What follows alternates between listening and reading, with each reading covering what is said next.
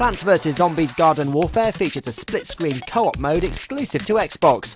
I was treated to a demo of this game mode.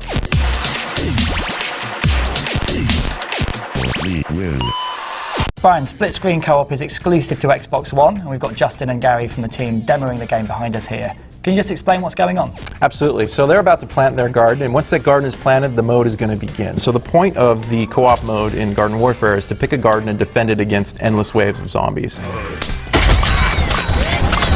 These are customized versions, so the ice pea shooter is one of the customized variants of the pea shooter. He shoots frozen peas as his weapon, so he actually can slow down and freeze zombies when he hits them.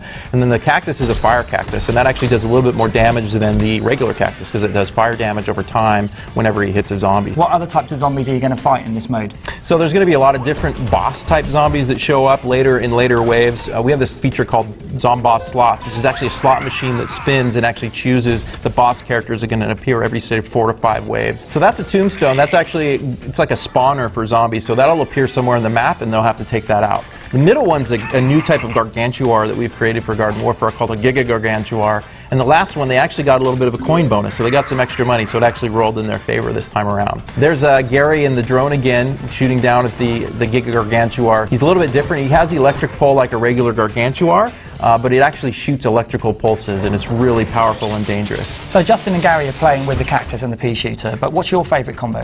Well, the cactus and pea shooter is a really good offensive combination. I usually like to have at least one sunflower on the team because that's going to help you with healing and so forth. But we have something called boss mode that actually helps sort of offset the lack of a sunflower. Boss mode works on both on Smart Glass as well as on Kinect using motion control. Okay. So you can use your television basically as the top-down map and use your hand and collect and drag and drop abilities using Kinect. Cool. But we really like to use it as Smart Glass because it allows somebody sitting next to you to really get involved in the action. When you are in boss mode playing in co-op, you're actually spawned in a flying RV that sort of circles around the battlefield. The fiction is that you're playing as Crazy Dave, helping the plants down below.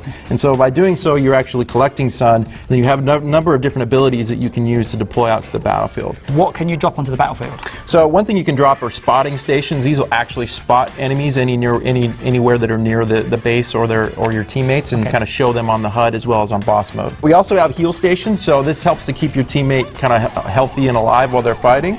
So you can drop these right down by the base or wherever your teammates are.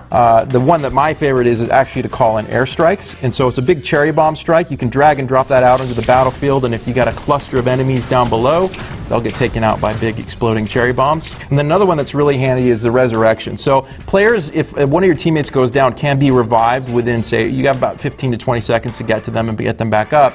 But if you have a teammate that can't get to them, if you have boss mode, the boss can actually drop a resurrection station right next to them and get them right back up and fighting. So this mode ends when both players bite the bullet?